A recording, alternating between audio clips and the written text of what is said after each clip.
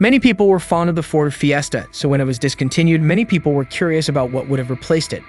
In response, Ford introduced the Ford Puma, filling the void with an appealing blend of contemporary features, practicality, and enjoyable driving dynamics. This little crossover emerged fast.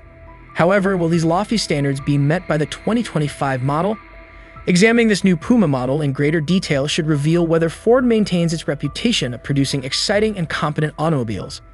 The 2025 Ford Puma has a number of significant improvements that make it more appealing, particularly with regard to the technology it offers.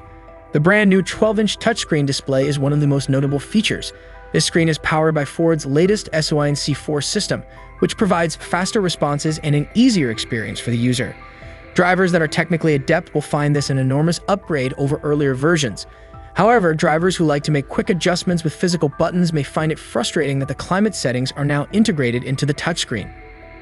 A larger 12.8-inch driver's display, up from smaller ones in previous generations, is one of the most striking upgrades. Drivers can maintain their concentration on the road because to the larger screen's simpler navigation of vital driving information and clearer view of important data. The redesigned steering wheel design may appear strange at first, but it's really quite pleasant and simple to operate once you get behind the wheel.